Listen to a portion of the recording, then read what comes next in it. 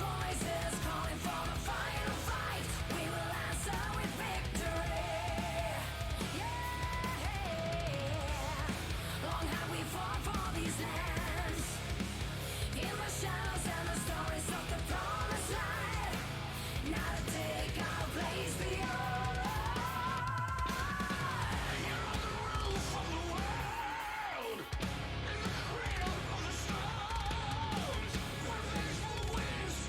To the bone!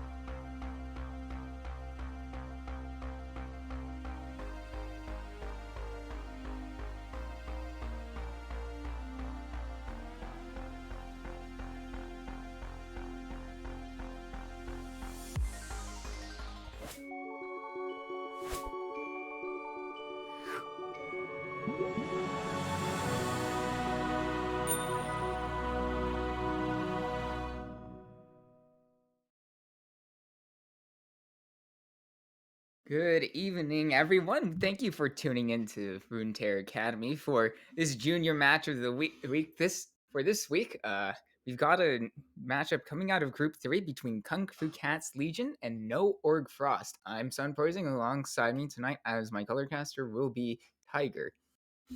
Yeah, exciting stuff. We've got week 5 matchup this week. No Org Frost already in pretty good position for playoffs with 3-1. Just one or two more wins should lock them in. I think one, if they can get good tiebreakers, will be enough. But obviously, going to be competing for seeding, so always important to stack up as many wins as possible. Kung Fu Cats, is it Legion? It's like Legio X or something. Legio, I'm they not will sure. say. No, I don't know. Not I've sure just the gone with Legion, but All right. Well, Kung Fu Cats, anyways, they're 1-3, so they're gonna need to get some wins on the board if they want any hope of making playoffs. They have to win all three of their remaining games, I believe.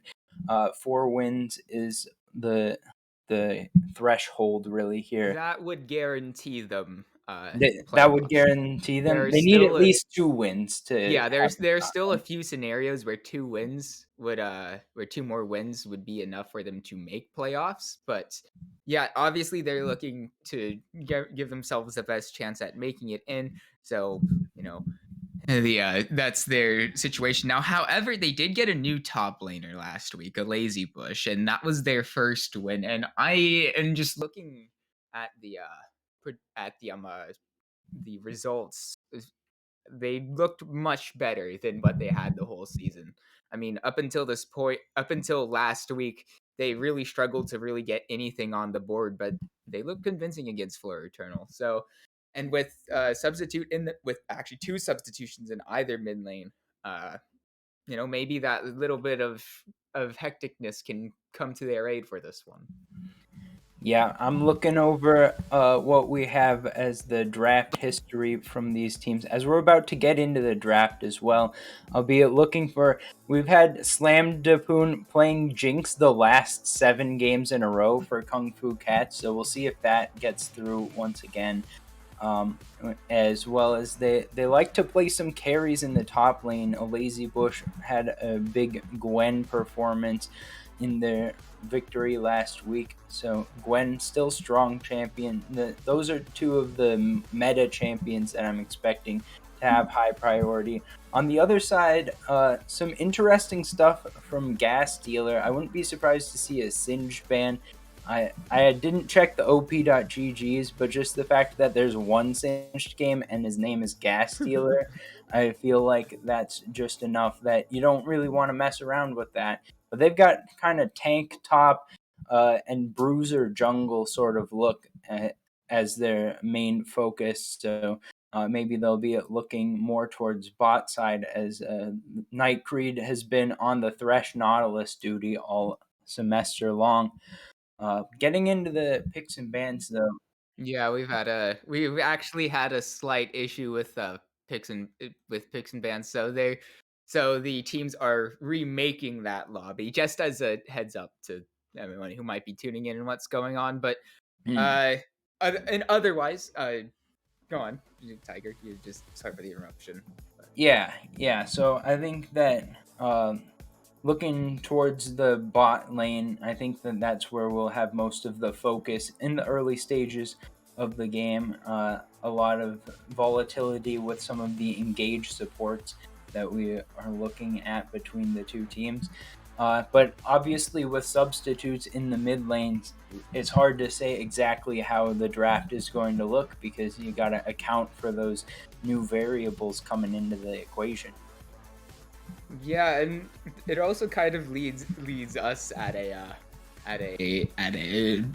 drawing a blank because it's like, well, it's good, it's all good when you study the teams and what they play and what they have played, but when somebody completely new gets shoved into the lineup, it becomes much more on your toes sort of viewing and casting experience. So it's the one I'm gonna look out for. And on the side of KFC, if you're KFC Legion, if you're noticing that that is a none ban, that is correct. Because their substitute was late, they will not receive 3 bans. Yeah, King Reverus is in the chat telling us that it's Legio Space X, so that's what I'm gonna call them from now. Kung Fu Cats Legio X. So hopefully my pronunciation does well throughout the match. Also, it was an E-sub that came in for KFC. It's Stark Killer Nico. So that means that they're going to be missing out on their first rotation bans. So no Org Frost going to be able to get their pick of the litter in the first pick. We'll see which direction they want to go with that. And looks like they're going to insta-lock the Nautilus. I was wondering if we might see a heavy Jinx prioritization, but maybe no Org Frost is baiting it out and have the answer to it as KFC going to pick that up, and Trundle as well. So Trundle, a pretty strong jungler, and definitely going to be pushing No Org Frost maybe away from some of those tanks. Yeah, you also throw the Ice Pillar up in front of the hook and the 10,000 IQ strats. I mean, that's difficult to pull off. I'd find it unlikely. But yeah, no, Trundle, obviously a very meta jungler. But with the Nautilus first pick, if I had to guess, that's most likely a more of a comfort thing, because I know Slam Cocoon plays a decent bit of Nautilus, but Night Creed is he's a Nautilus savant, so might just be one that they want to take away from the opposition support. Yeah, and picking up the Scion as well. The chat is telling me Gas Scion is unmatched, and I think it's Gas that's telling us this. So thank you for the input, Gas. We'll hope to see you showing us all about that. I don't know if I have access to the build paths, but there's always the possibility for an inting Scion coming through and just making it a side lane nightmare. Pull up the whole breaker, pull up the Prowler's Claw, just get running straight down the lane and take out some towers. But a Corki pick here secures some pretty solid scaling for KFC. Yeah, and Corki maybe not as meta as he once was, but we've still seen, even in the games we've casted at this level, give him enough time, get him to 3 items, all of a sudden he'll go from feeling kind of meh to pretty much near unstoppable. So in terms of scaling, I mean, you really can't do much better in the mid lane for the most part. And so I do somewhat like that, though. It is still I mean, their composition is KFCL's composition is looking a bit late game heavy right now, so they might need to get some energy into that lineup.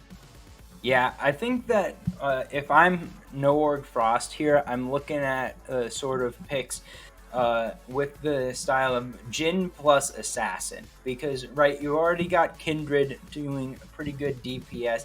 You've got your front line.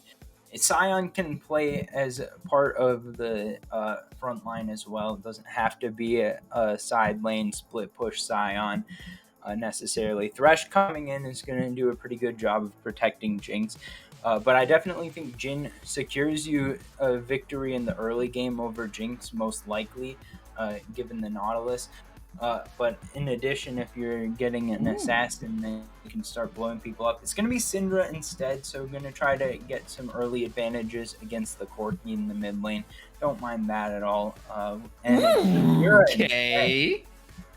All right. It's been a hot minute since I've seen Samira played, just in general, and you know what? I'm all for that pick. You talk about volatility, you really don't get much more volatility in the bot lane when it comes to ADC picks. But one thing I also do like, I think the Syndra Kindred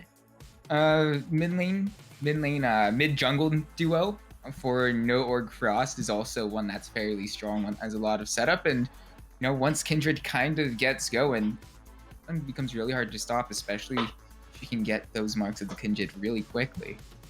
All right, this is a huge brain counter pick coming through for KFC here. The Xin Zhao into Kindred means that you can knock everyone out of Kindred's circle of not dying, and then with Corki in tow, if anyone's in one shot range, you just one shot them, because Corki, once you get 3 items, then anyone who's under like 300 HP is going to get blown up immediately by a rocket. So I think that this is a good way to get resets for Jinx, and whenever you've got the Jinx on the team, you want to allow her to get excited for the first time, and then she can just take over a fight. So I think good picks here coming here through for KFC. I like No Org Frost picks as well. Nautilus synergizes extremely well with Samira. And if you can start to get the CC chain going, then it can be pretty devastating. But I do think that they've got a little bit higher burden of execution here. If it gets to late, they're going to be in a little bit of trouble.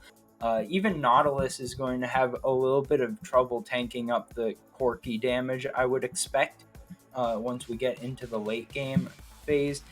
So they'll just be relying on Sion to frontline and block all of that damage coming through. But if they can get the early lead, then it will be very good situation for Noah Frost. Yeah, and even though we're going through the picks and bans right now, just looking at what they drafted, I actually believe that is a Trundle top for the side of Kung Fu Cats. And into Sion, which, you know, I'm not too disappointed in. Definitely, you know, with the ability to, once he gets to level 6 to subjugate, might actually be very favorable for Trundle. Yeah, I hadn't even been thinking about the fact that Trundle was a flex pick. I saw the Xin Zhao and I was like, ooh, they didn't ban out the jungle properly, and it hadn't crossed my mind that they didn't ban out the jungle because they assumed that the Trundle would be in the jungle. Which is a fair assumption, but...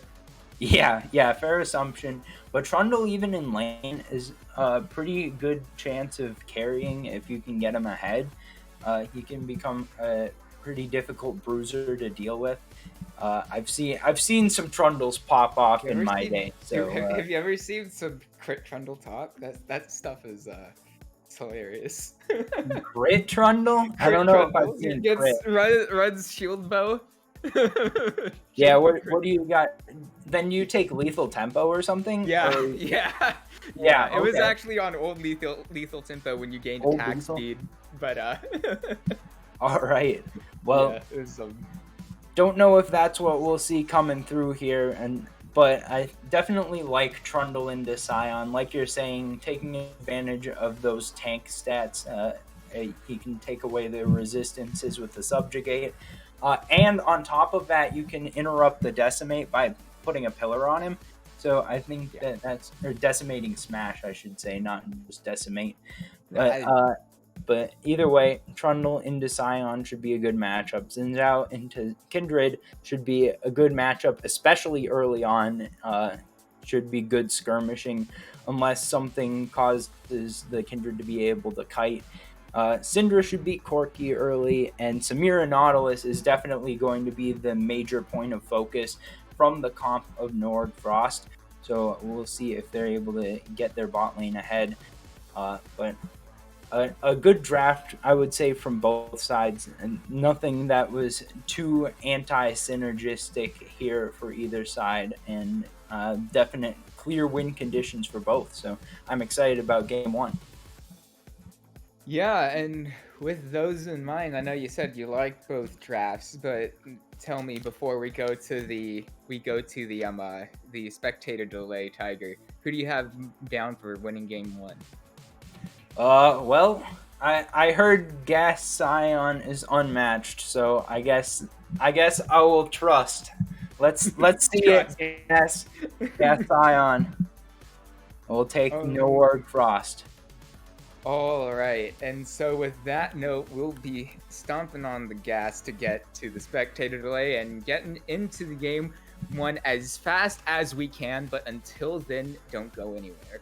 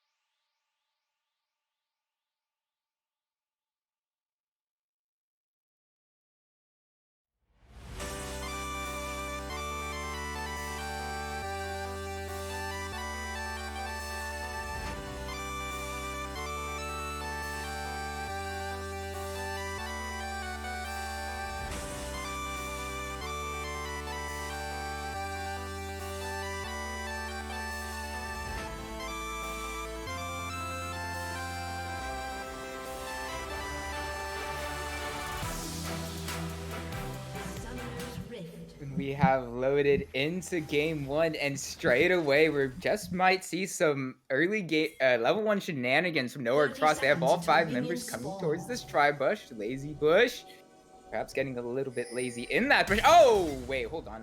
I had a little bit of a visual bug on my end. It looked like Night Creed had flashed into the wall and not over it, but instead it ended up fixing itself, and it's actually a trade of flashes up onto that top side. So that'll be a flashless Trundle for these first few minutes. Yeah, and with Hex Flash on the Nautilus, it's not like Minions you're have really losing spawned. anything. So I think that that's going to be a big advantage for the side of No Org Frost. We'll see if they can end up forcing some summoner spells out bot and as well. It's going to be important for both of these supports to try to get brush control in the bot lane. I think that's going to be a Yo, heavy what's priority. wait, do Wait, we see gas stealer? Wait, hold on. there's a ward in the second brush, Yeah, and that there might is. save. I think he's Yeah. going in. Wait, I think that ward should catch him if he walks into the alcove. It looks like he's going to recall, so it's not going to be a big deal, anyways. On the backside of Huh. that play in top lane, there was a ward dropped there that's going to spot out Pack-a-Paul. So now King Ravarus should know where the enemy jungle is. And that should help for the entire team to be able to make plays around the map based on the location of the enemy kindred. Yeah, and even though they did see this, I feel like they probably would have expected it anyway. Obviously, Trundle not having a flash, it makes him an obvious target in this early games. We saw him getting a fairly good trade, but however, straight to the bot lane, we've got a fight coming through. Runeterra MVP looking for the kill onto First Love, flash and First Blood Runeterra MVP, but it will be traded back by Slamfon. Meanwhile, Night Creed isn't out of vision just yet, but won't be continued on that. So 1-for-1 in the early game with the slight advantage going over to the side of Nor Cross of that 100 gold. But as we were, yeah, the Kindred moving towards this top side, not too surprising. Yeah, I'm seeing the level 3 come through from a lazy bush. I was actually hoping that we'd see the pillar disrupting that decimating smash, but now we're getting a gank in the Hold mid on, lane. Night Creed on the roam with the prediction on the Valkyrie. Starly killing Nico. Both has to use his barrier and flash, so mid lane no summoner spells. And that's looking very, very, very good for the side of no Orb Frost early on here. Yeah, now more gankable lanes. The roam comes through from Night Creed with decent timing. There might be a window here. On If they can First get Love on. looking for the all-on Runeterra MVP. Doesn't really have anywhere to go. Slowed up by the Glacial Augment. First Love with the auto attack, picking up that kill. So very good awareness from the bot lane of Kung Fu Cats to notice that the support had gone and did all they can to force their way onto. Hold on, straight up to this jungle camp here. King Ravis is going to have to hop away using that flash. And, very good heads-up play from the side of No Orb Frost, using that early priority in the mid lane that we kind of expected, but they're definitely using it very well. Yeah, so far we're seeing the top side of the map just barely escaping from all of these invades and attacks. But KFCL Hold on, now Night Creed with the Hex Flash in. Our death sentence will into the play, will not run the tower, though I believe much more will come from it than that. Yeah, nice trade there from First Love actually to get Night Creed under the tower, take him for a shot. But I was about to say that Runeterra MVP is really feeling the punishment here from dying twice. After the first death, he comes back to lane and dies before getting any creeps. So even though it was First Love that picked up that second kill, that means that it's a pretty good CS advantage being built up by Slam Dapoon here. We'll see if Night Creed is going to be able to find some more Hex Flash shenanigans. It looks like the prio is going to continue to be on favor of No Orb Frost. Flash actually back up now for Night Creed, so he could just go for a straight up flash play. But they might use that to get the Drake here potentially. Able to get that crab, and that means that an invade might be coming out. We'll see if it becomes a problem You're here. saying this, but they don't. Their bot lane don't have priority. So King Ravarus thinking that jungle is his, but nowhere he can go as he gets locked up and taken down by No Orb Frost to equalize the kills at 2 apiece. Yeah, so a good invade comes out, and we were just talking about that priority in the bot lane, and it becomes the problem here for King Reverus, who is now going to be a little behind on the farm. I didn't see. Ooh, wait, hold on. Trade in from their MVP. We'll have to flash and lantern away on that Jinx. So no kills, but or wait, no. Did I see a flash? I could have swore I heard a flash, but now I'm looking at it. It was First Love's flash. It turned into a Hex Flash. But it was a good use of the lantern and then flashing with the Jinx in tow. So it was effectively flash for both of them, but Slam Dapoon didn't have to use his. Yeah. That's actually really smart from them, and one that I hadn't realized because it's a little bit difficult to see there. Room choice ever a lazy bush.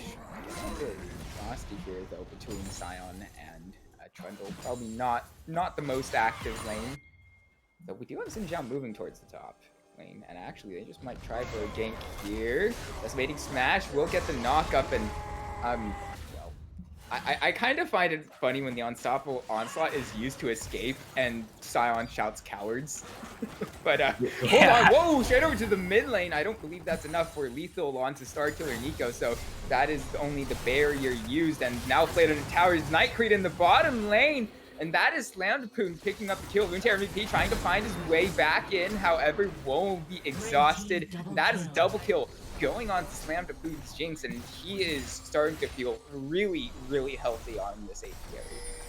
Yeah, at this point, it's going to be difficult for the bot lane of Noorg Frost to regain priority in this bot side. They've had it all along because Nightcreed's had the ability to Hex Flash out of the brushes, but now they're going to be pushed in when they get back, and maybe we see a reset and it's just KFCL going to get those items and start to look for more kills coming out instead of keeping the pressure on in the bot lane. But still, no one's taken a Drake yet.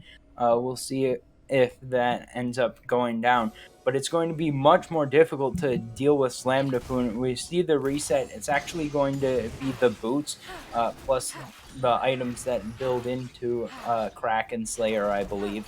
So it's going to be a little bit of advantage here with the gold lead in the bot lane being up to about 700. And overall, gold lead 400 in favor of KFC. So they're in a pretty decent spot. We talked about them having decent scaling. As the first Drake of the game is going to be given over to Noorg Frost, but they'll need to stack those up really quickly. Already at 8.5 minutes before the first one gets taken means that we're going to be near 25 before the soul can come up. So they're going to have to get to work quick on that if they want to have any threat before the carries come online for Kung Fu Cats. Speaking of carries coming online, I just checked up on Packapal's Marks of the Kindred, and he's got 4 of them, which is the first really big breakpoint for the Kindred. Starkiller Nico flashed away, following his Packapal.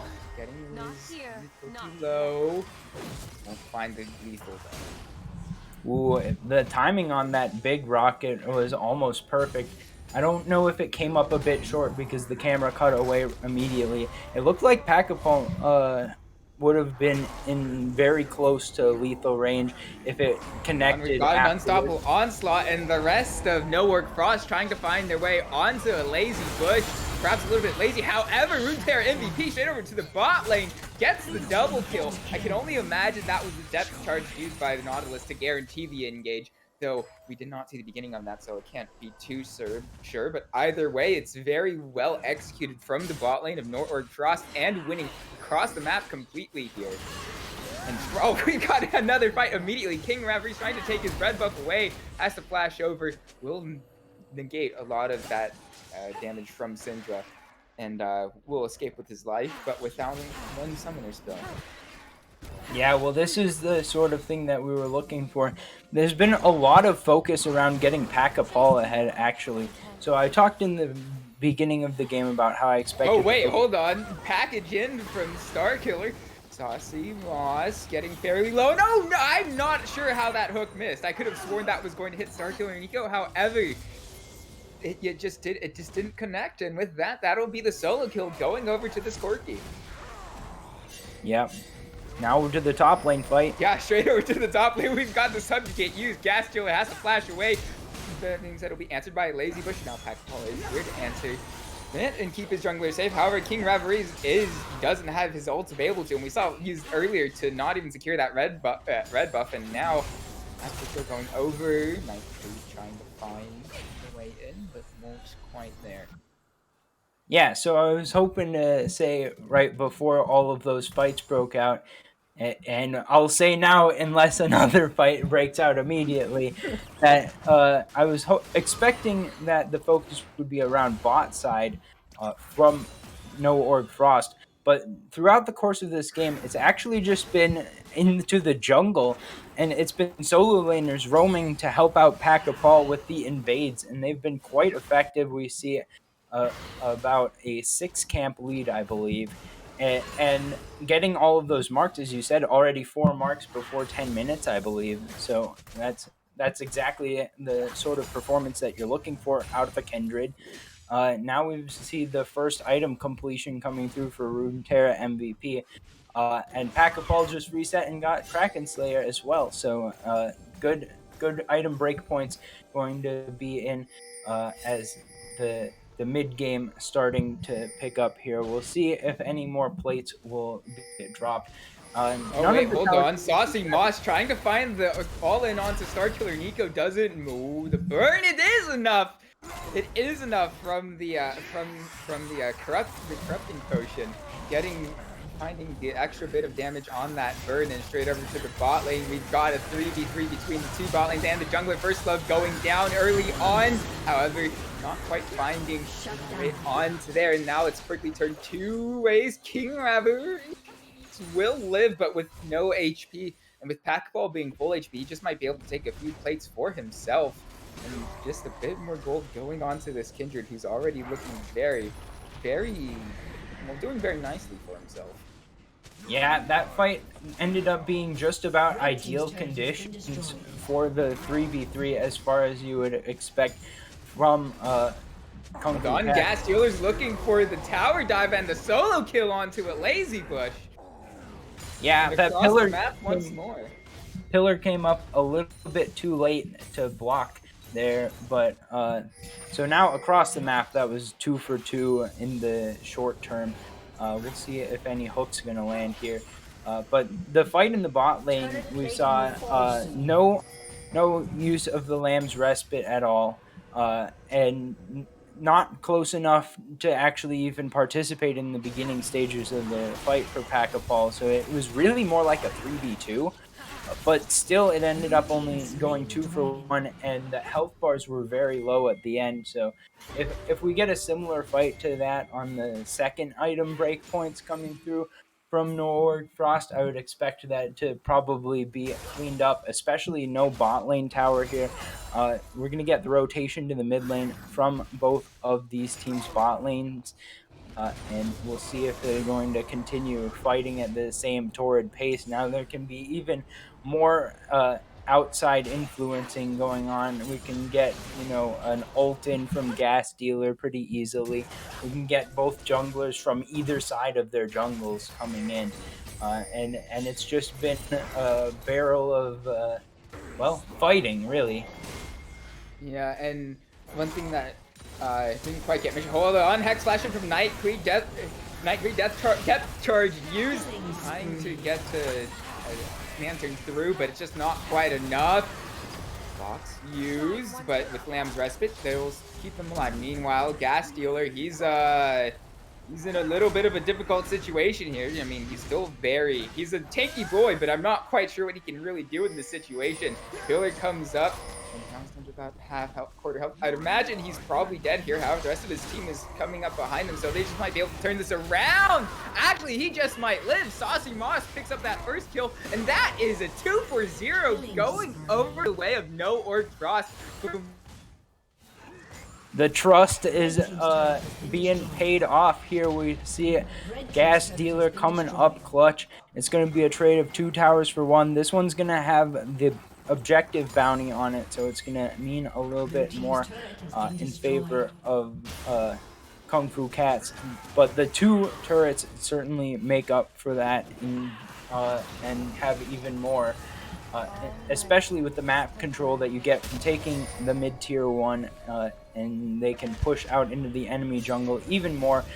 Pack-a-Paul has just been taking camps from King Ravarus left and right this game, and a good play towards the top side there locks in the advantage. 3-0-2 for Gas Dealer, so feeling very strong right now on the Scion. Yeah, and it's overall around this top half of the map for the side of No Org Frost. It's just been just about flawless from them so far, and they use that advantage that they garnered in the mid lane from Saucy Moss, just having a stronger champion, and and then they really took that one advantage and ran with it, and well, they're reaping the benefits of their decisions made in as early as draft. Yeah, I think that's something that I want to highlight that's been going on throughout the Hold early on, death stages. push, death push, death push. Got a bit of a split focus though. Sarkelnika will have the Valkyrie away, and all the while there's a very big split focus. There's a First reset. will eventually go down, and then yeah, the reset does come out, but maybe it looks like a slight dip in form or a bit miscommunication from Nowhere Cross. Eventually going for one there, despite having the vision and just yeah, straight up knowledge and position advantage. Looks like they're going to get the Rift Herald anyway, so they should be okay. But I wanted to point out for the Saucy Moss that the Scatter the Weeks have been pretty effective this game. It hasn't been all the time that the setup is available. I don't think Gas Dealer can dive all in here. Has the ult available, but anyways, the being able to get that extra confirmed CC. Go on, coming slam the through- Poon! Get him! This might be a really bad idea, actually. I mean, he's already down to half health. Yeah, slam the Poon! There he goes, even through the exhaust. However, the rest of his team is here now, and I think Gasio is just going to do as much damage to this tower as he can before he goes down. Might even try to take it. Actually, with the minion wave still up, bit dangerous from the side of Kung Fu Cats, but all the while in the mid line, Packball did have that second Rift Herald, and then it might be, yes, it will be enough to take that second mid tower, and this game has gone from looking fairly close to all of a sudden very, very Nowhere Cross favored in just a couple of minutes. Yeah, and we're about to have the third Drake of the game come up. It's Ocean Soul this time around, so we'll see if that's going to even add to the siege potential here for No Org Frost. They should feel pretty comfortable setting up for this. They've already got 4 members in the area. Gas Stealers coming back out onto the map. And we saw in the bot lane there that Gas Stealer was able to get the 1-for-1 by getting the solo kill under tower basically for free and then pulling 3 more members towards him. So if he does that again once the Baron comes up, that just becomes basically a free Baron on top of the fact that they're getting damage onto the tower and getting a 1-for-1. So it's going to require a little bit of a different style of answer from Kung Fu Cats if they want to give themselves a chance to defend both the side lane and the objectives. Yeah, and I mean, when you look at a 4-1 and 2 Scion, that's unfortunately kind of a situation that you're somewhat forced into given the circumstances. However, they're trying their best. I mean, you got to make plays somewhere. That amount of gold, there was a massive shutdown that I believe went on to, I believe it was Starkiller Nico that ended up picking that one up. You could correct me if I'm wrong. Yeah, I think that's who it had to be because... Wait, hold on. Hook land onto Samir. That sentence coming through. Perhaps it's an incredible pick. First Love picking up that first kill. All the while, Nightcree going low. That being said, the Super Mega Death Rocket was blocked by the Samira, so won't be able to find that onto the low health Kindred. So, yeah. Good pick. Good pick. Yeah, good pick, but I'm a little bit surprised that they didn't want to follow it up. Once Jinx gets excited, that really turns the tide of a fight. And I feel like 3v3 with an excited Jinx should be at least a theoretically winnable fight for the side of Kung Fu Cats. And when you can get theoretically winnable fights from this far behind, you definitely want to take them. I don't know if they knew where either of the enemy solo laners were. I think that they should have seen Saucy Moss on the bot wave. So I don't think that they should have been afraid of being in a 3v4 if they continued the fight. But maybe they thought Pack-a-Paul just a little bit too strong. Actually, we saw just the total gold for each champion a little bit ago. Pack-a-Paul is 3,000 gold ahead right now. We've got to fight over what will be another mark of the Kindred. Pack-a-Paul getting another kill and another mark. That will put him on 8 marks now, and ooh, yeah, he's looking very good for himself here. 4-0-1 with the. Oh wait, hold on, we've got the fight still coming through now. King Maverick's marked up, buys that depth charge, and there's no way he can really go. Runeterra MVP picking that one up, and yet another mark going over to Pack a Paul. Yeah, that's why you need to take those fights when you can get them on even terms at the very worst. For Kung Fu Cats in a position now where they're going to have to defend against a Baron. And right now, the siege from the Saucy Moss is looking pretty effective. Gas Dealer, always a threat to dive, has that hull breaker, so it's that split push build that we talked about. It's going to be very easy for them to set up in a 1-4 or a 1-3-1. And they should be able to get the remaining tier 2 towers, if not also crack the base.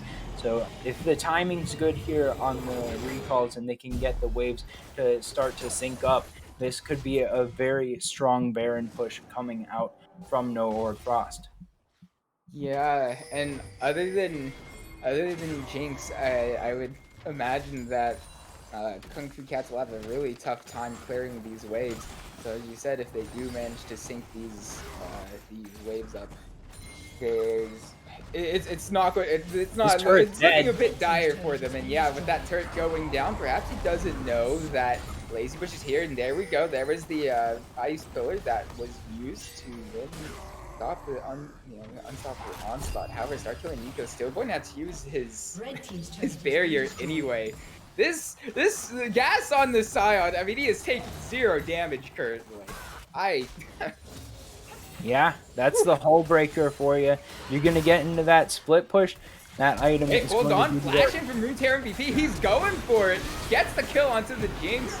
Will go down as well, but getting very, very spicy with his playmaking abilities there. And yeah.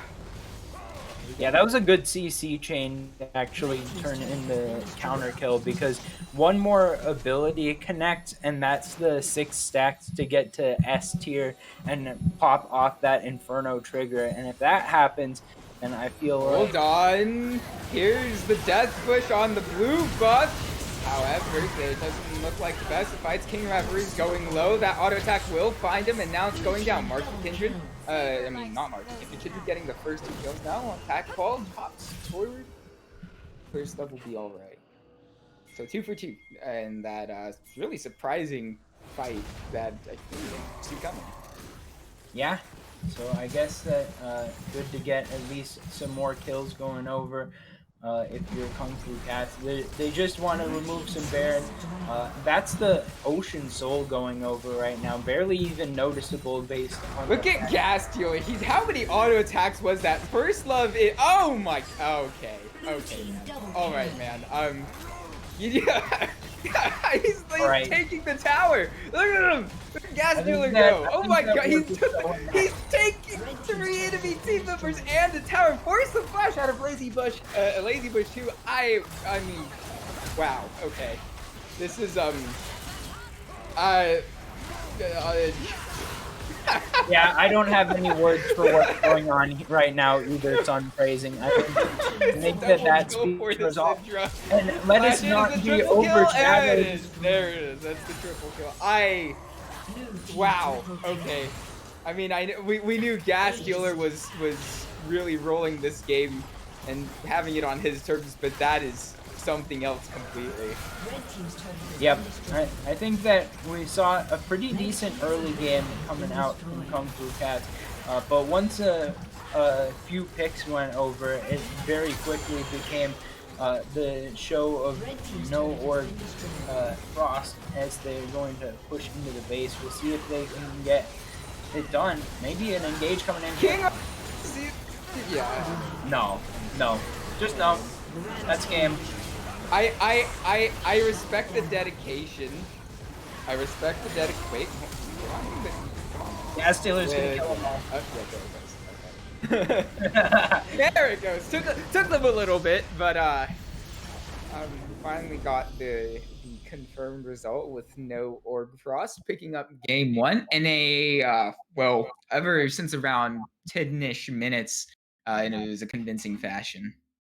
Yeah, I think Norg Frost pulled off their win conditions well. We talked about the Scion for Gas Dealer being a little too good, and with the hull breaker and the split push, pulling so many members just to try to take them down.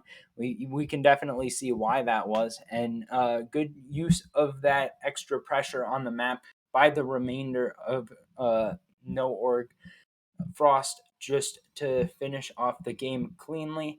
And going into game number two, I want to hear if you've got any ideas for Kung Fu Cats as to what they need to do in draft to change up how the game is going to look. Ban Scion. And actually, Scion, actually, and Scion. I don't know if they actually I don't know if they can. I know for game Oh one yeah, they missed that's 3 true. substitutes, but I don't know if it continues throughout the series or not. So they might actually have a trouble banning Scion. I first pick Scion, then I guess First take a pick new card. Scion. All right, we'll Oh see. wait, apparently I've got some issues on my end with the camera being off. I'll fit that out before we go to break, and when we come back, you'll actually get to see my beautiful face again. We'll be in for the draft for game two. Don't go anywhere.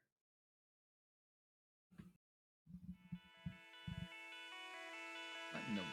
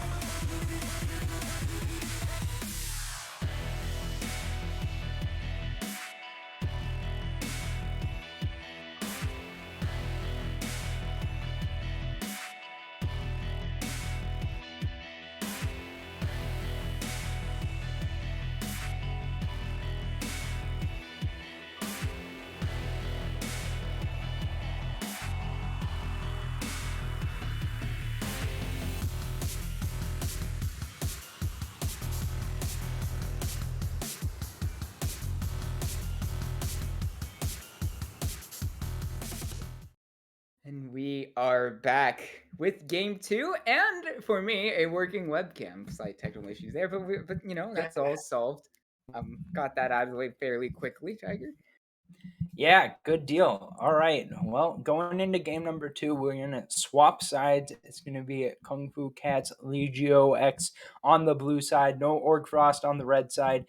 And I would expect to see some similar picks from No Org Frost. I mean, what works, works. But a little bit of an interesting strategy to put so much investment early on into the jungler getting ahead. I think that this is something I haven't seen from very many teams, but with the Kindred pick, that makes a whole lot of sense, and I was happy to see them execute on that champ very effectively.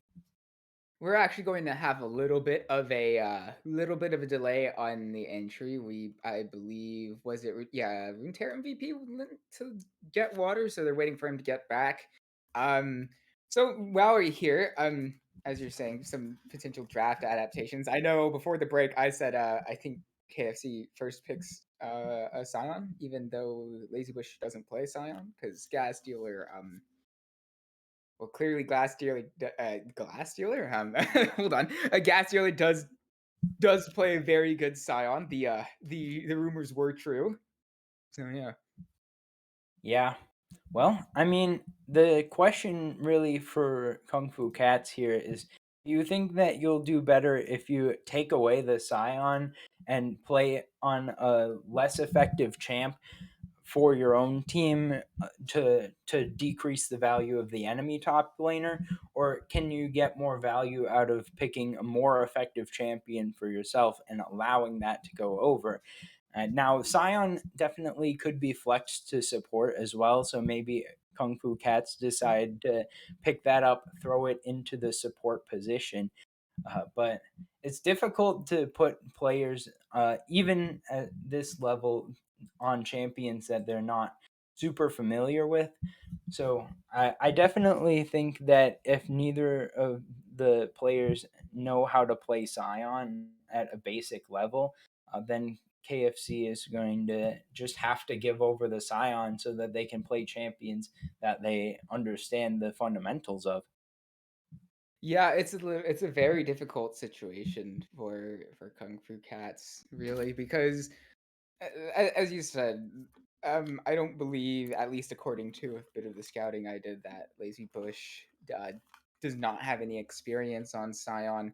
Um, I maybe the way they try to get away back in is, I mean, I don't know, maybe a bit more aggressive in the mid lane, because if we saw how strong that mid jungle duo was last time out for No Org Frost. We get the draft underway. The 3 bans have come quickly through in Diana, Zillion, and Jin.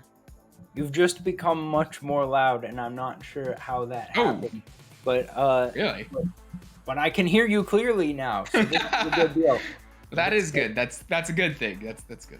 It looks like KFC sticking to their guns, just gonna pick up the Jinx on B1. That means No Org Frost going to lock in their double tanks again. So this is a good look from last game. They should be feeling pretty confident going into game number 2 with this same sort of lineup. But we're blazing through draft pretty fast. We're going to see a Jarvan pick up here from Kung Fu Cats. A little bit different than the Xin Zhao in style. I liked the Xin Zhao into Kindred matchup, even though it didn't end up panning out. I think that the selection was fine. But Jarvan here going to have maybe even more effectiveness in just being able to get some CC and going for ganks. And Gnar into Scion's going to be the pick this time around. Yeah, I do like a bit of Gnar, especially because we were talking about comfort earlier. Lazy Bush has played a majority of Gnar in solo queue this season, and the range versus melee matchup might feel a lot nicer than playing Trundle, which, as we were talking about with comfort, and one that I haven't seen him play before. But Lilia will be the final lock in this first pick phase, and I mean, I'm interested. I'd say that's a fairly large shakeup from Kindred. I mean, they were hovering it. Yeah, I think Lilia still is going to be in a position where you want to just rush through your jungle, maybe get some counter jungling in, maybe you go for ganks, but I feel like you have to really be level 6 before the ganks become quite effective. But they could still be working with a system where they try to get some early invades, get the solo laners and the support to help out and get Pack-a-Paul on the advantage early on, get some camps stolen away, maybe go for a double crab. Lilia definitely moves around the map very quickly, so definitely going to be looking forward to see some zooming. And Samira is back on the rift for No Org Frost. Yeah, it's another bot lane duo of Nautilus, Samira, and a few times in last game we saw how the depth charge into the all-in guaranteed pretty much a double kill nearly every time that it was used for this bottom lane. However, Cassiopeia will be the lock-in for the side of Kung Fu Cats.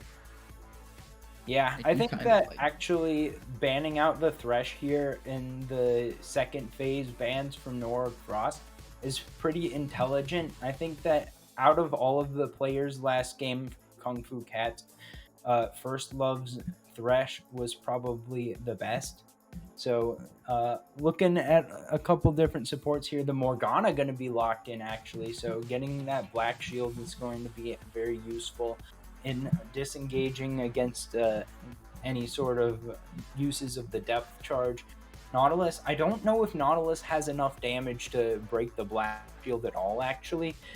So we'll have to see if there's going to be any additional magic damage picked up for No Frost. And there it is. Zoe definitely has no problem whatsoever breaking the Black Shield. So we'll see how that matchup in the mid lane goes. But I like the Morgana pick, but I don't know that it's going to be enough to swing the result in favor of Kung Fu Cat's Legio X.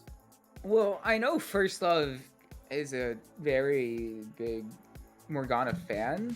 I know that I was looking at his OPGG and I believe he's played Morgana in like his last 7 straight solo queue games. So it's definitely one that he's been well practiced on. And with Nautilus, I mean, once Nautilus hits level 6, I mean, he presses depth charge. I mean, you just press Black Shield on whoever he clicks, and that's completely negated. So in terms of the hard CC matchups, I think Nautilus is probably one of the easiest for Morgana to play against. So I like the pick. Is it ideal? I probably would have preferred to see Thresh, but for what they have, I'm not too disappointed in it. Yep, definitely after Thresh, Morgana is probably one of the next things that you would look for against a Nautilus. I think that Morgana should also be effective here because a lot of the stuff that they're up against is pretty short range. I mean, if you go the Everfrost build, then you're going to have effective usage against Lilia if you can hit her, Scion, Nautilus, and Samira. So I think that that's going to be effective. The Soul Shackles, there's a lot of ways that Norward Frost can get some extra mobility. Just a lot of it is base movement speed. So I don't know if the Soul Shackles will be able to connect on top. It will be a lot of opportunity for follow-up CC though. If you get a good use of the Petrifying Gaze or a good Cataclysm, even a good Gnar into a wall, then that's going to set up a lot of chain CC coming out here. So if they can play towards their strengths effectively, I think Kung Fu Cats have a solid draft here. I'm just not sure that they're going to be able to deal with the Scion with anything that they've added this game. That really is the big caveat, isn't it? It's like, well, we saw how much gas popped off on Scion last time around, but this time, if anything, I don't think Lilia Zoe is as strong as Syndra Kindred was last time out. So the side of Kung Fu Cats, I believe, and this is completely just theoretical thinking, I don't actually know. I believe that they should have a little bit of an easier time supporting these roams around the map, the ones that Noah Frost really liked last game. Maybe. I'm not totally convinced of that because Zoe can start to stack up some really effective damage really early on, and I would say that Zoe's CC is probably even easier to land than Syndra's is.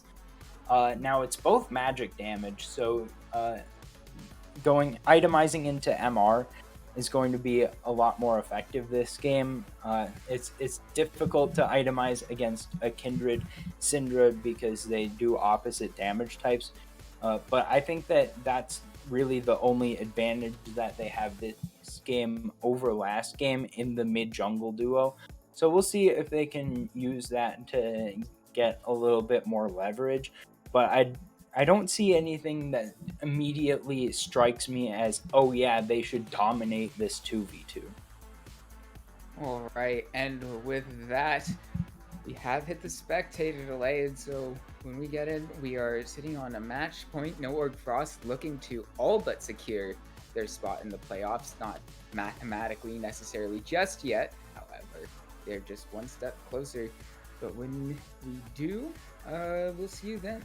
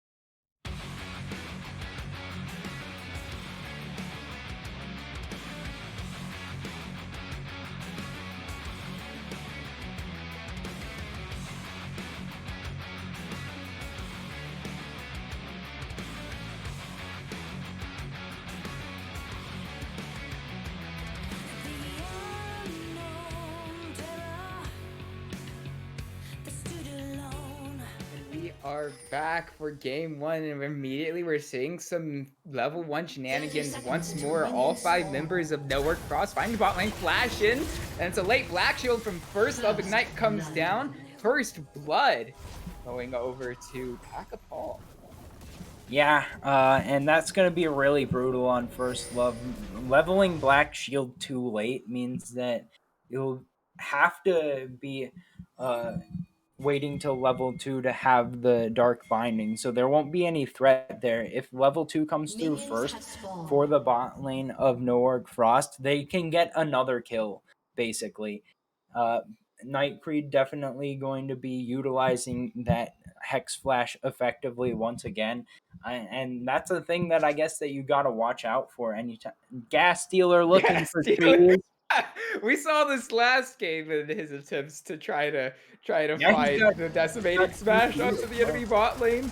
I respect it. I don't know if I like it, but I respect it. I definitely don't like it, but he's about to get 2 kills for it, so I definitely am Oh, gonna have they a see him hard now. time They off. see him now. Okay. They just spot him out. That being said, Dredgeline does come through. First Love, again, a little bit late on that Black Shield, going very low. Again, however, Gas doing not quite out of trouble here just yet. Actually, he is now. Okay. So not quite the 2 kills that you said they would get, but still, First Love feeling very not good right now.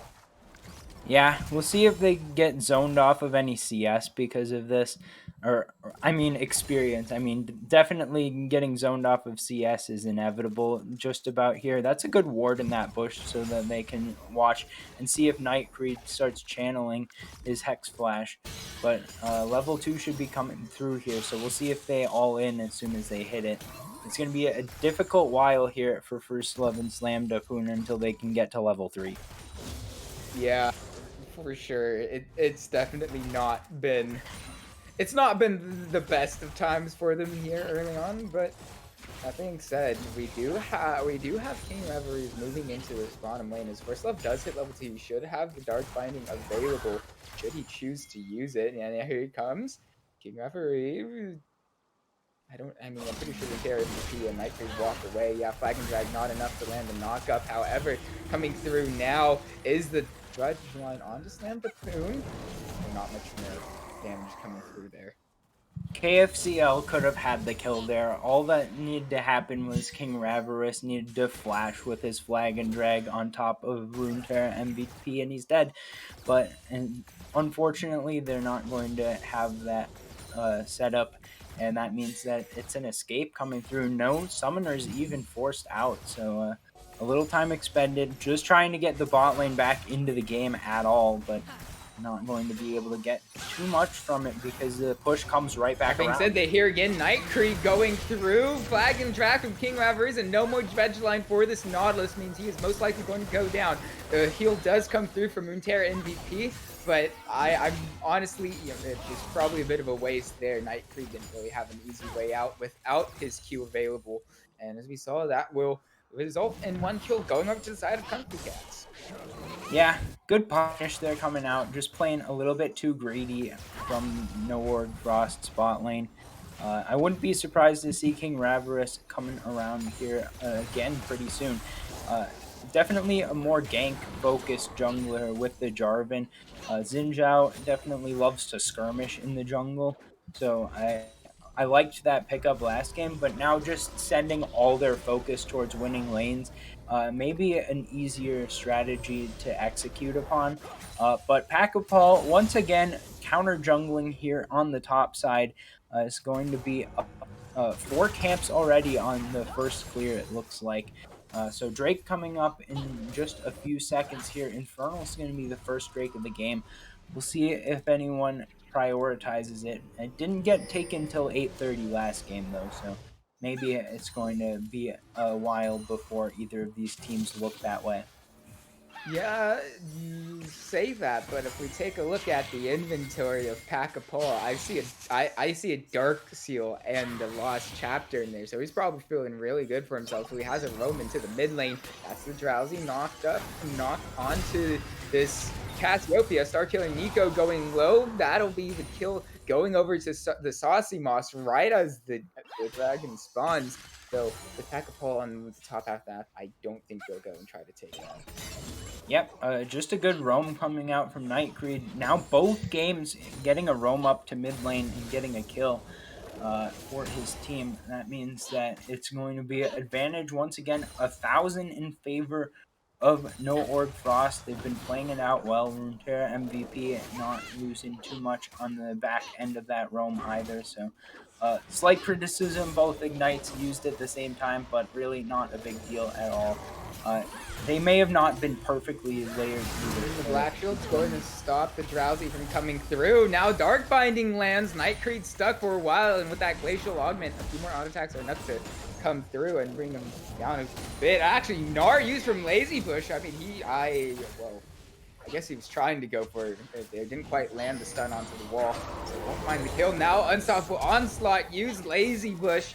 Not going to have any sort of way to go back to Mega Gnar again. However, Flag Drag lands. Saucy Moss he's just, I mean, he can't even move. He can't do anything there. And that's a first kill going over to the side of Kung Fu Cats. However, Dredgeline does land. MVP picking up that kill, though it is returned by first up onto Nightcreed. Meanwhile, it's currently now down to 2v2. Runeterra MVP does manage to find that kill, or actually, it was Pack-a-Ball who did there. And oh wait, hold on, flash in, and there it is, the Lilting Lullaby on Starkiller Nico, and yet another kill for this Lilia. That is a 3-4-2 in and around this mid lane, and that is one fed gear.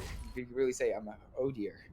Yeah, Dark Seal definitely going to be a lot of value here. You called it out before that fight came up. Now the Dragon Take should be starting shortly after this Scuttle Crab goes down. I guess not, huh? I guess not. We'll see if it ends up happening at some point. But Starkiller and Nico, they're not able to get to the wall in time. Had Flash up, I saw, but not going to use it with the risk of coming up short of the wall. First blood? I mean, look at how long that CC lasts. The Moss.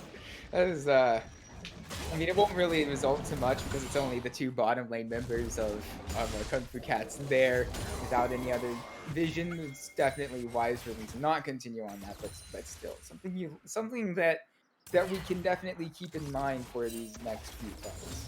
It's just how we fight the loss. Something interesting that I want to call out right now is Runeterra MVP is switching up the build. It looks like Immortal Shield Bow will be the call. Last game it was Gale Force, but this time against a much more CC-oriented comp with the Cassio, with the Morgana, with the Jarvan, deciding that it's more important to get that lifesteal. Obviously could be flexed and just keeping the Vamp Scepter for later, but I would expect Immortal Shield Bow, and I think that the awareness to do different builds from game to game is Hold on, Hex Flash nice. in, there we go. There's the Black Shield landing before the CC comes through. That's kind of what you can get, that's what you lock in Morgana for. Yeah, good deal. So finishing the thought, good to see the flexibility in the builds. And we'll see if anything else is coming to help out the side of Kung Fu Cats. As Starkiller Nico definitely. Oh my gosh! Wait, Runeterra MVP is looking for his way in. Lands the onto First Love. Indacon's low, and First Love is as well, but I believe they're safely out of the tower that'll most likely force recall out of the spot lane of Kung Fu Cats. Yeah, by the way, Samira buffs this patch came through. I think that it's just on her ultimate, so that it's a 5-second cooldown instead of 8 seconds. But that definitely will be a useful asset for Runeterra MVP. If he keeps stacking up his passive quickly. I don't know if any opportunities came through in the last game where he had 2 ults in 5 seconds, but still the Samira looking pretty strong. Okay, the Saucy Moss, I mean, he had vision from the creep wave, knew that First Love was recalling there, and well, yeah, that is some gold going on to the Zoe. Yep, Zoe's a champ, guys. It was still in League of Legends. Going to be able to find all the wild slammed upon. Might not know that he's just about to get slammed upon with Runeterra MVP picking up that kill. And with That's awful onslaught from the gas dealer. Charging away. Like Hit the him with the mighty blades crab around him. emote on the way out. Got a little bit of the disrespect going on. Got a little bit of the edge. Focusing on the mental, but it is flash forced out. So Gas Stealer taking the worst end of that trade, I would have to feel. Uh, and right now, a Lazy Bush doing pretty solidly into this matchup. We talked about how answering the Scion might be an issue, but a Lazy Bush playing the game out pretty decently so far, and it's really been Pack-a-Paul that's been the major issue that Kung Fu Cats are going to have to solve if they want to win this game. Yeah, and you know, you were mentioning with the Jarvan pick that the idea behind it is to get his lanes ahead. And while initially it looked like that's how it was going, I mean that one fight around the first Drake, or actually it was slightly before the first Drake, where Lilia picked up 4 kills, we're starting to see now that perhaps it wasn't quite enough. Okay, hold on, wait, Gas Dealish finds a lot of damage on the Star Killing Ether, though. Yeah.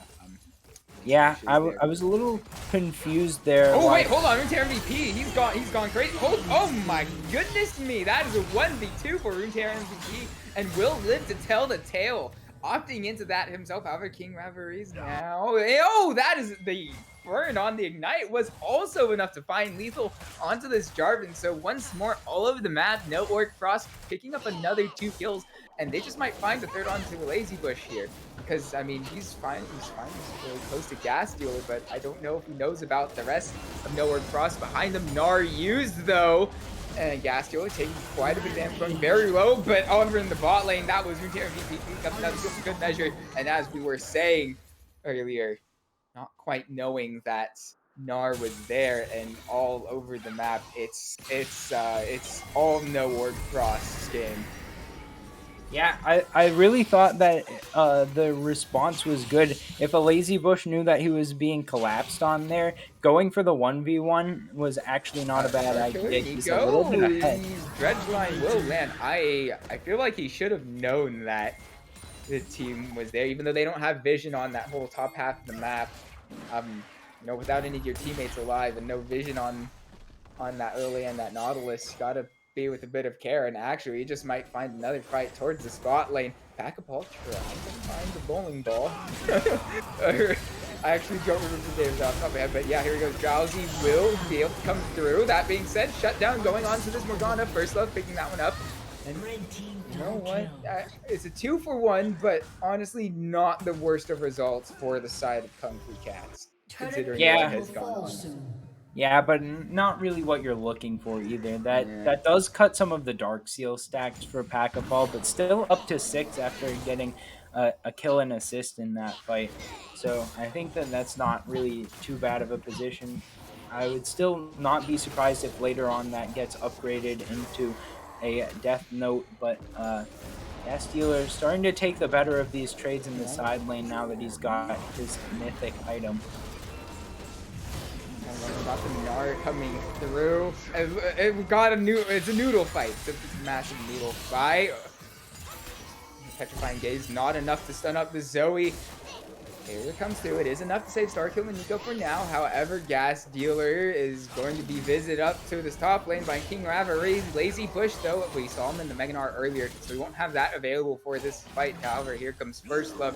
I believe this will more than likely be Gas Dealer coming down. Yep, able to get the kill.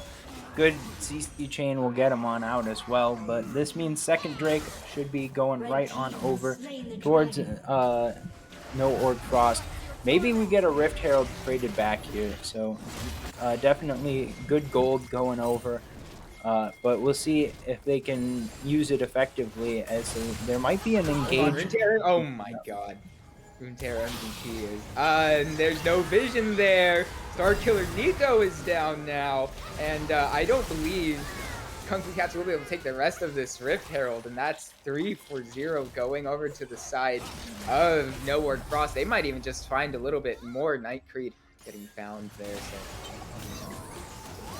Yeah, it seems like oh wait, that landed onto King Reverie. He's not quite sure how.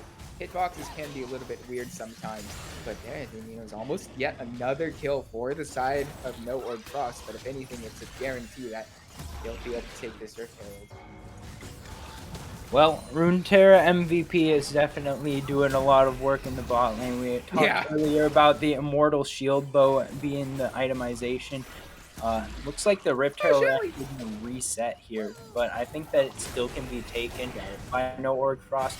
But anyways, the itemization with the collector now on top of the Immortal Shield Bow makes it just very difficult in general to kill off Runeterra MVP under any circumstances. So should be seeing him continue to do this work. And I think Gas Dealer might have been lulling them to sleep, giving over the kill on the top side.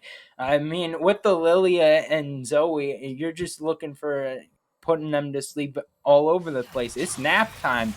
It's nap time for Kung Fu Cats, but we'll see if they can wake up in time to make a comeback in this game.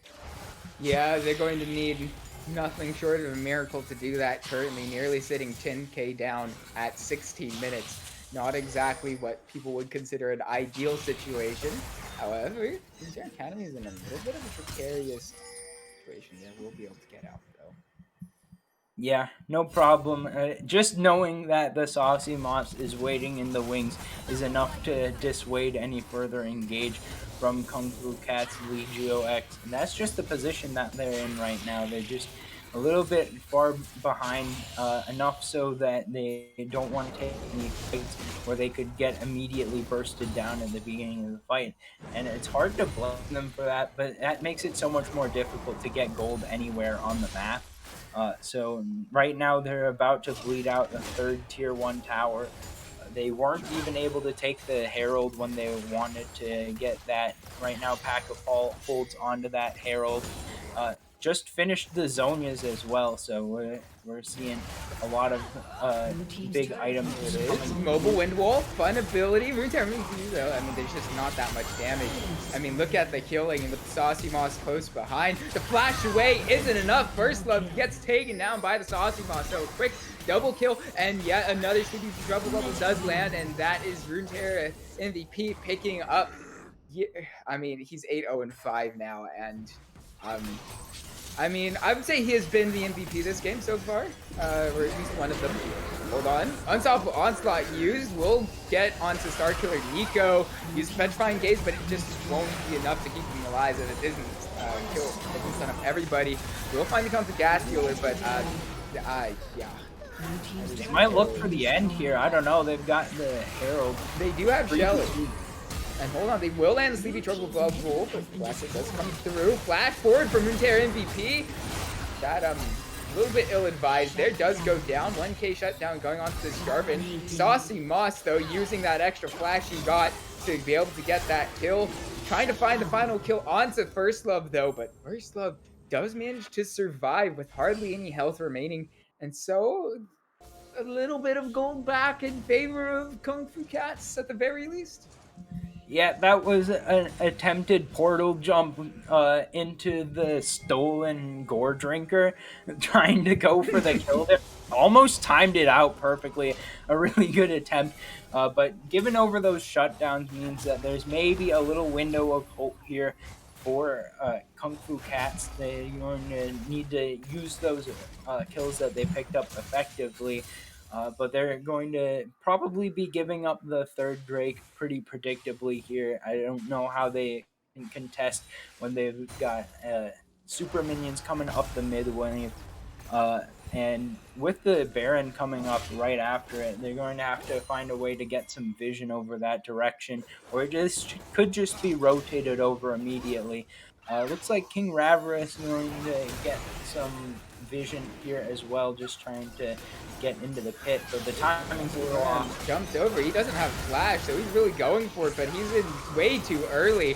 That'll be an easy kill for the Saucy Moss. Meanwhile, Runeterra and VP on the side there, picking up yet another kill. It is looking, I mean, I don't think dire is an accurate enough word to describe the situation for Kung Fu Cats currently. Yeah, it's looking pretty lost.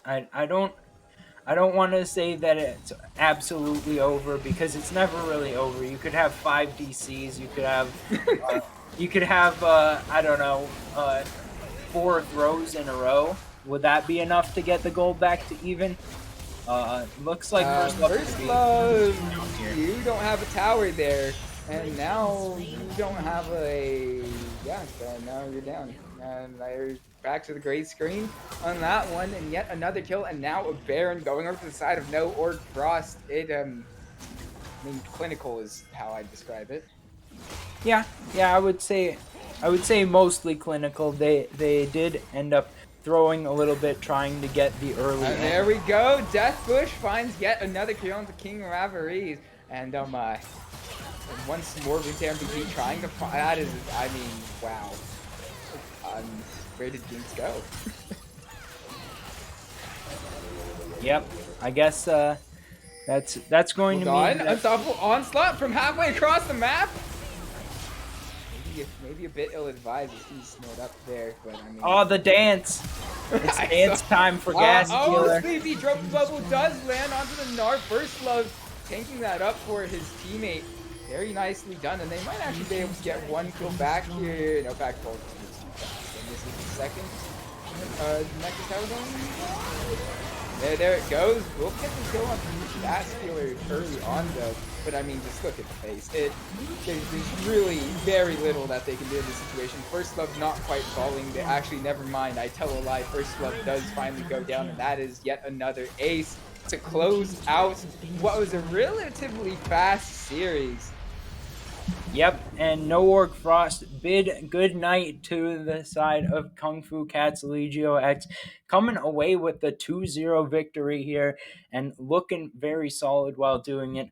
Obviously, the situation with an E-sub and losing the bans doesn't Yeah. help if you're the side of Kung Fu Cats in that position, but a well played series from the No Org Frost, and they will be looking to push their advantages on towards playoffs. 4-1 now after week 5. We're getting close to the end of the season, so we'll see how the standings end up shaking out, but that's going to look pretty good for No Org Frost.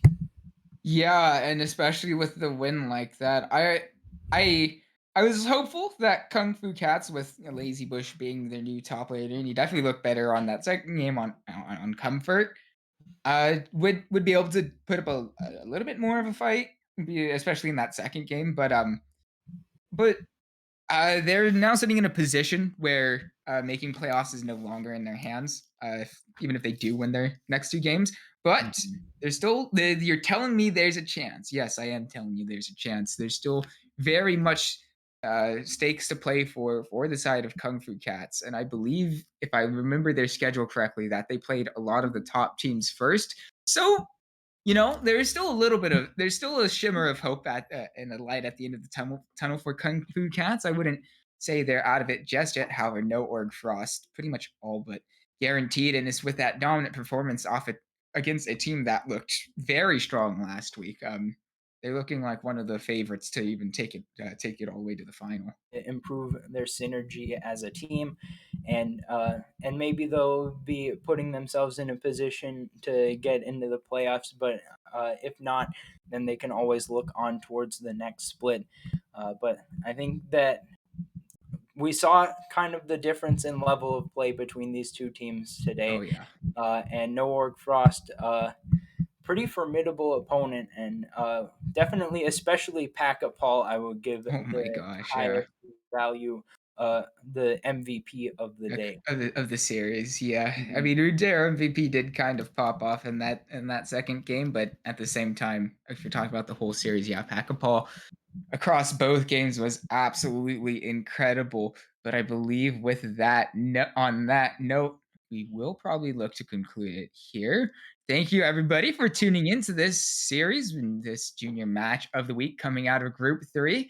I have been Sun praising alongside me as a color caster has been Tiger, and once more behind the scenes, managing all of this stream is Wookie Monster. Always a good thing to shout out your producers. We wouldn't be here on this stream if it weren't for them. And to everyone at Runeterra Academy, we'll send it out. And don't forget to lock in for Clash and good night.